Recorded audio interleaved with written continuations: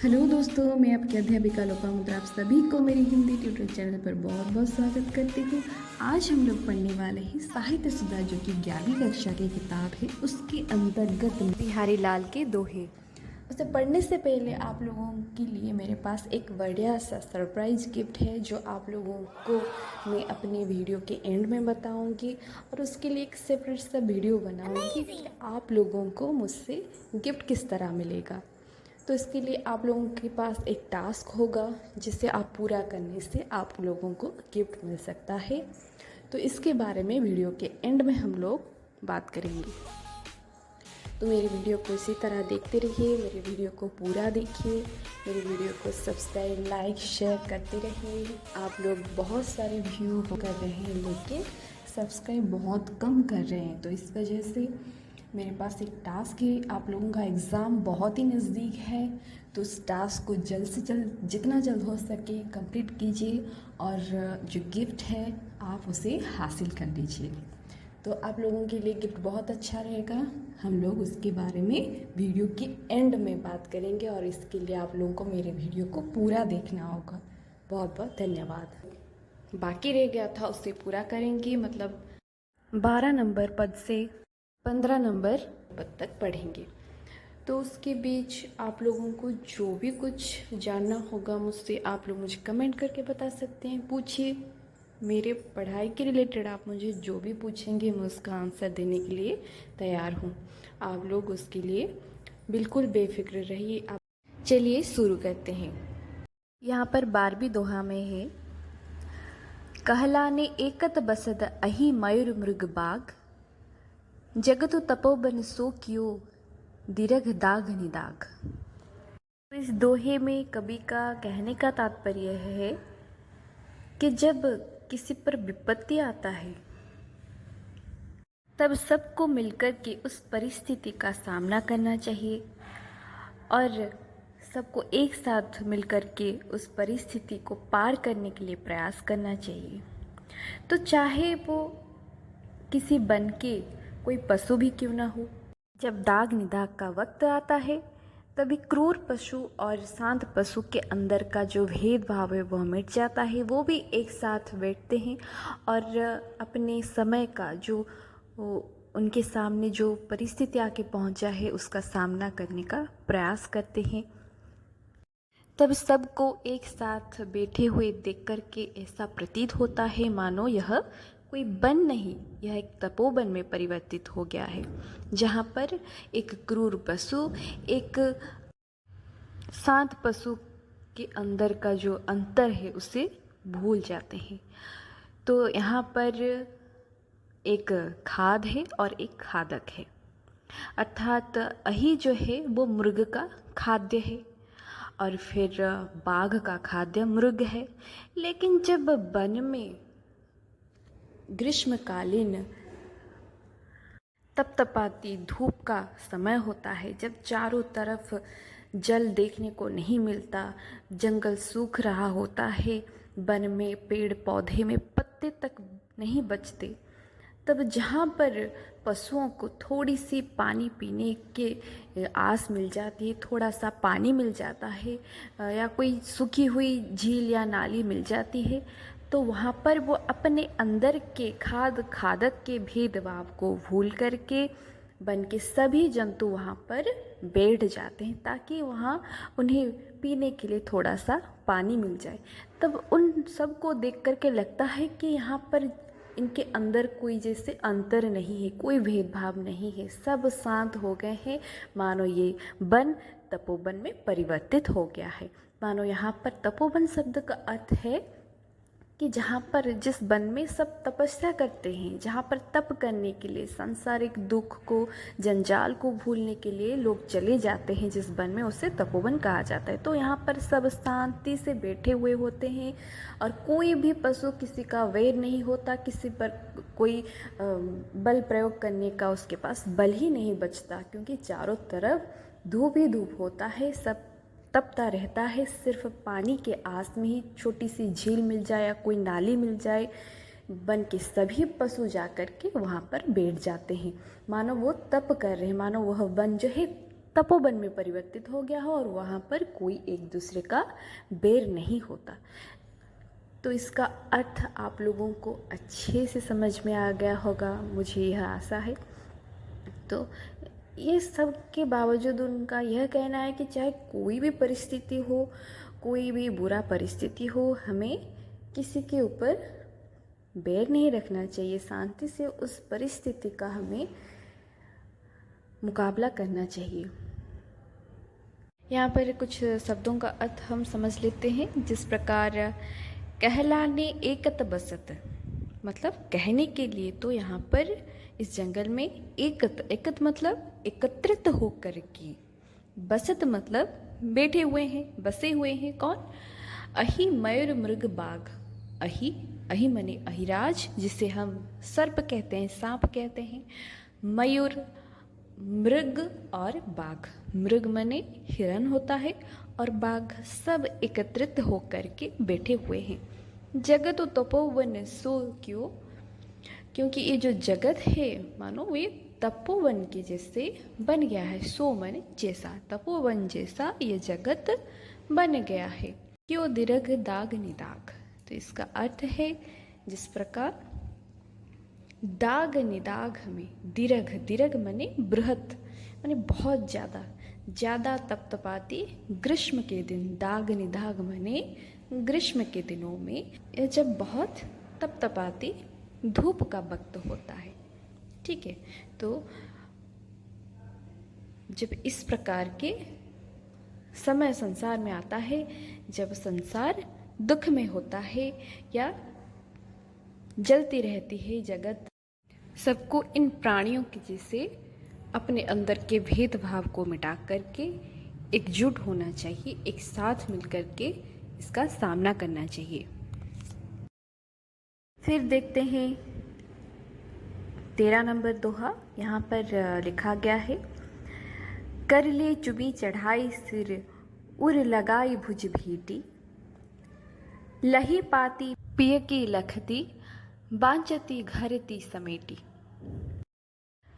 तो बिहारी जी रीति कवि है, ये आप लोगों को पता है।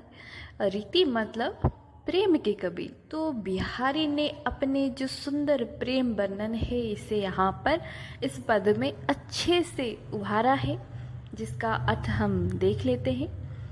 इस दोहा में उन्होंने लिखा है, करली चुमी चढ़ाई सिर, अर्थात यहाँ पर किसके बारे में बात किया गया है, किसे, कौन चूमता है? यहाँ पर प्रिय के पत्र के बारे में कहा गया है। प्रिय के पत्र को, नायक के पत्र को नायिका किस प्रकार सम्मान करती है, आदर करती है, प्रेम करती है, उसका जो महत्व है, प्रेम पत्र का जो महत्व है, यहाँ पर उन्होंने उसे अच्छे से प्रदर्शित किया है। तो उनका कहना है कि जब घर में प्रिय का पत्र आकर के पहुँचता है, प्रिय जब बहुत दूर होता है, पत्र का प्रचलन उस समय बहुत ज़्यादा था, तब जब पत्र आकर के प्रेयसी के पास पहुंचता है तब उसे कर में लेती है, मतलब हाथों से लेती है, बहुत प्यार से उसे हाथों से लेती है। फिर चुमी चढ़ाई सिर, और उसे चूमती है, प्रेम बस उसे चूम के उसे सिर से लगाती है, मतलब उसे आदर पूर्वक, सम्मान पूर्वक उसे सिर से लगाती है। फिर उर लगाई भुज भेटी, फिर उसे छाती से लगाती है, हृदय से लगाती है और बाहें भर लेती है। भुज भेटी बने बाहें भर के उसे आलिंगन करती है, मतलब यहाँ पर वो उसे प्रेम प्रदर्शित करता है, अपने जो प्रिय के पत्र को वो प्रेम अर्पण करती है। फिर लही पाती प्रिय की लखती, अर्थात वो प्रिय की जो लेखनी है, लखती मने लेखनी, प्रिय की लेखनी को प्यार से देखती रहती है। लही पाती मने प्यार से वो देखती रहती है। बांचती धरती समेट, और उससे वो पढ़ने लगती है। फिर समेट करके वो एक मूल्यवान वस्तु की तरह उसे समेट संजो के उसे सम्मान के साथ रख लेती है। पर एक प्रेयसी की, उसके प्रेमी के जो प्रेम पत्र है उसके प्रति जो श्रद्धा है, उसका महत्व है, उसे उजागर किया गया है। फिर देखते हैं 14 नंबर दोहा। इसमें लिखा गया है, इन दुखियां अखियन को सुख सरोज नाही, देखे बिने न देखते अनदेखी कुलाही। यहाँ पर कवि ने दुखी नेत्रों के दशा के बारे में वर्णन किया है। तो यहाँ पर नेत्र क्यों दुखी हैं? नेत्र इसलिए दुखी है कि वो अपने प्रिय को देख नहीं पा रही। प्रियसी को या प्रिय को देख न पाने के कारण जो नेत्र की दशा है, जो दुख है, उसका यहाँ पर वर्णन किया गया है। इस प्रकार किया गया है कि इन दुखिया अखियन को सुख सरोज नाही, अर्थात ये जो दुखी अखियाँ हैं, इन जो दुखिया अखियन हैं, उनको सुख सरोज नहीं, उनको सुख नहीं मिल पा रहा। तो नेत्रों को सुख किस प्रकार मिलेगा? अपने प्रेमी को देखने के कारण मिलेगा, लेकिन वह तो लज्जा बस अपने प्रेमी को सामने पाकर ही नहीं देख पाती है। जब प्रेमी सामने होता है तो ये जो नायिका की अखियां हैं वो लज्जा बस प्रेमी के चेहरे को ठीक से देख नहीं पाती, जिस कारण वो सुख को अपने भाग्य में नहीं है ऐसा मानती है, जैसे कि उसके भाग्य में सुख ही नहीं है, सुख सरोज ही नहीं। और ये जो दुखी अखियां हैं उनके भाग्य में मानो सुख ही नहीं है। देखे बिने न देखते अनदेखी कुलाही, मतलब देखे बिने न देखते, अर्थात जब प्रिय को देखने का वक्त आता है तब वो लज्जा बस उससे देख ही नहीं पाती, वो नज़र मिला ही नहीं पाती है। लेकिन अनदेखे अकुलाही, जब प्रिय चला जाता है तो उसे लज्जा बस उसे देख न पाने के कारण वो व्याकुल होती है। अनदेखी अकुलाही, अकुलाही शब्द का अर्थ है व्याकुल होना। जब प्रिय सामने होता है तो प्रियसी लज्जा बस अपने प्रेमिक को देख नहीं पाती। जब वो नहीं होता सामने, जब वो चला जाता है, तब वो व्याकुल होती है। तो ये जो दुख है, प्रिय को देख न पाने के दुख जो है, इस कारण वो आँख को दुखी मानती है। वो कहती है कि मेरी जो अखियन है, जो अखियाँ है, ये बड़ी दुखियन है। ये प्रिय को सामने देखने की जो सौभाग्य है, जो सुख है, वो प्राप्त ही नहीं कर पा रही है। फिर देखते हैं 15 नंबर दोहा। यहाँ पर बिहारी जी का कहना है, सघन कुंज छाया सुखद शीतल सुरभि समीर, मनुहि जात अजीब ही उही जमुना की तीर। इस दोहे में बिहारी जी का कहना है कि कृष्ण जब कुंज से दूर हो गए हैं, जब वो मथुरा में रह रहे थे, तब उन्हें कुंज वन की छाया और यमुना के तीर की जो सुंदर समीर उन्हें बड़ा ही याद आता था। कृष्ण चाहे शरीर से गोपियों से दूर हो गए हों, लेकिन मन से अभी भी वो वहीं पर ही गोपियों के प्रेम में बंध चुके थे। वो चाह कर के भी उस स्मृति को भूल ही नहीं पाते थे। उन जो प्रेम पूर्ण स्मृति को वो अपने से दूर ही नहीं कर पाते थे। वो चाहे जितने भी दूर क्यों ना हो, लेकिन वो सर्वदा मन से और हृदय से गोपियों के पास ही थे और कुंज के अति निकट थे। इसीलिए यहाँ पर बिहारी जी का कहना है कि प्रेमी चाहे जितने भी दूर क्यों ना हो, लेकिन उनकी जो सुखद स्मृति है, जो प्रेम की जो सुखद स्मृति, वो हमेशा उसके मन में सर्वदा के लिए बैठ जाती है। तो यहाँ पर उन्होंने कृष्ण का एक सुंदर सा उदाहरण देकर के कहा है कि चाहे कृष्ण कहीं पर भी हो, लेकिन उन्हें वो जो ब्रज की जो सुख स्मृति है वो कभी भूले ही नहीं है। तो यहाँ पर इस पद का अर्थ हम समझ लेते हैं, सघन कुंज छाया सुखद। तो जो घने कुंज बन के जो छाया था वो बड़ा ही सुखद था। यहाँ पर कृष्ण का कहना है कि जो घनघोर जंगल था कुंज का, उसका जो सुंदर शीतल छाया था बड़ा ही सुखद था। शीतल सुरभि समीर, और वहाँ पर शीतल सुरभि समीर जो बहता था, सुरभि माने सुगंधित समीर हवा जो बहती थी, उसमें कुछ मादकताएं थी। मनुहि जात अजूब है वही जमुना की तीर, मन से ये जो अजूब है माने ये जो स्मृति है बिल्कुल कभी भूला जाता ही नहीं था, जिस कारण वही जमुना के तीर और वही सब कुंज के वन, शीतल समीर उनको बार बार याद आती थी, क्योंकि उन सब से श्री कृष्ण को बड़ा ही प्रेम था। इस दोहे में जो तीर शब्द है उसका अर्थ है कुल, उपकुल, मतलब किनारा।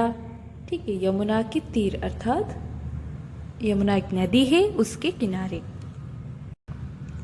इसका अर्थ इस प्रकार भी है कि वृंदावन की प्रकृति कितनी सुखद थी। कृष्ण के मन में उसकी जो सुख स्मृति जागृत हो रही थी, यमुना का सुंदर किनारा, घने कुंज की छाया जो अत्यंत सुखकारी थी, शीतल सुगंधित धीर हवा, मंद हवा जिसे कह सकते हैं, उसके झोंके और जितनी सारी सुखद स्मृति है, यह सब श्री कृष्ण को मथुरा में प्राप्ति ही नहीं हो पा रही थी। वहाँ पर जो वैभव जीवन है, वैभवशाली जीवन है, वहाँ पर ये जो ब्रज की सुखद स्मृति है, वहाँ पर वो उसको बड़ा ही याद करते थे। राजकीय वैभव के अंदर भी उनका मन सर्वदा के लिए ब्रज को ही ढूंढता रहता था। प्रेम की स्मृति कृष्ण के मन में हमेशा के लिए जागृत था और ब्रज के लिए उनके मन में तो अलग ही स्थान था। तो आशा करती हूँ आप लोगों को ये जो पूरा विषय है अच्छे से समझ में आया होगा। अगर कहीं पर भी आपको कुछ भी डाउट है तो आप मुझे निसंकोच पूछ सकते हैं। विषय के पीछे आप लोगों को इसका अर्थ देखने को मिलेगा। आप लोग इसे अच्छे से देख लीजिए, पढ़ भी लीजिए, आप लोगों को क्वेश्चन का आंसर भी यहीं से मिल जाएगा। चलिए दोस्तों, अब तो क्लास ख़त्म हो चुका है, हम लोग बातें करते हैं टास्क के बारे में। तो जिस तरह मैंने आप लोगों को कहा था कि सब्सक्राइबर्स आप लोगों को मैं पढ़ा रही हूँ, इसका मुझे बदले में कुछ भी नहीं चाहिए। आप लोगों को पता ही है, मैं बस आप लोगों को ऐसे ही फ्री में ट्यूशन दे रही हूँ। मुझे इसके बदले में आप सिर्फ़ और सिर्फ एक सब्सक्राइब की उम्मीद है और कुछ नहीं। आप लोगों के लिए बस मेरा टास्क ऐसा है कि सिर्फ़ और सिर्फ आप लोगों को 10 ही सब्सक्राइब करना है। इसके लिए आप लोग अपने घर के किसी का भी मोबाइल ले सकते हैं, उससे सब्सक्राइब कर सकते हैं। नहीं तो आपका जितना सारा अकाउंट्स होगा, आजकल तो सबका 2 से 3 अकाउंट तो होता है अपने यूट्यूब चैनल में, उससे भी आप लोग चाहे तो सब्सक्राइब कर सकते हैं। आपके घर में आपके माता पिता जो भी है उनके फ़ोन से कर सकते हैं।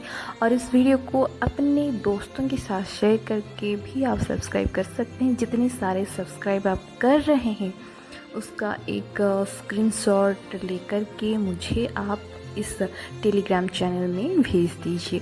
और जिसके पास मेरा ज़्यादा से ज़्यादा सब्सक्राइबर होगा, 10 से ज़्यादा होगा, उनमें से मेरा जो टॉप 10 स्टूडेंट्स है उन लोगों के लिए मेरा एक अच्छा सा गिफ्ट है जो कि आपके एग्ज़ाम के लिए भी हेल्पफुल रहेगा। और आपके एग्ज़ाम के लिए मेरे लिए हेल्पफुल रहेगा और इसी के लिए ही ये वीडियो है। और इसी बहाने भी मुझे कुछ सब्सक्राइबर भी मिल जाएंगे और आप लोगों का भी अच्छा हो जाएगा। तो गिफ्ट ऐसा है कि आप लोगों को मैं एक फ्री में आप लोगों का एक लाइव क्लास लूँगी। उसमें आप में से टॉप 10 स्टूडेंट जिन्होंने मुझे 10 से ज़्यादा सब्सक्राइबर दिलवाया है और मेरे हर वीडियो में से उसने सिर्फ़ और सिर्फ 10 ही वीडियो देखा है, मुझे स्क्रीनशॉट भेजेगा तो मैं उसे लाइव क्लास लूँगी। और साथ ही उनका जितना सारा डाउट है अपने हिंदी रिलेटेड, अपने एग्ज़ाम रिलेटेड, वो मुझे उसमें क्वेश्चन कर सकते हैं। ये आप लोगों के लिए पूरा फ्री क्लास है। आप लोगों का टाइम 10 दिन के लिए है, इस सिर्फ आधे घंटे का काम है। 10 वीडियो देख लीजिए और साथ ही 10 सब्सक्राइबर दे दीजिए, उससे ज़्यादा भी दे देंगे तो आप लोगों में से टॉप 10 स्टूडेंट जो है, जो लकी स्टूडेंट है, उन लोगों के लिए मेरा लाइव क्लास बनेगा। ठीक है, और इससे रिलेटेड और एक सेपरेट वीडियो में लाऊंगी। जो लोग सेकेंड ईयर के स्टूडेंट हैं उनके लिए भी लाऊंगी। ये फर्स्ट ईयर के लिए है, सेकेंड ईयर के लिए भी मैं ला रही हूँ वीडियो। ठीक है, धन्यवाद। इसी के साथ ही आज का क्लास हम लोग समाप्त करते हैं और जल्दी से जल्दी आप अपने काम में लग पड़िए और मेरे इस चैनल में ये जो सब्सक्राइब कीजिए और ये जो इंस्टाग्राम चैनल है इसमें भी आप लोग मुझे फॉलो कीजिए और मुझे कितने सारे सब्सक्राइबर हुए हैं और कितने सारे वीडियोस आपने देखा है, मुझे भेजते रहिए। बहुत बहुत धन्यवाद। आप लोगों को मेरी तरफ से बहुत बहुत शुभकामनाएं।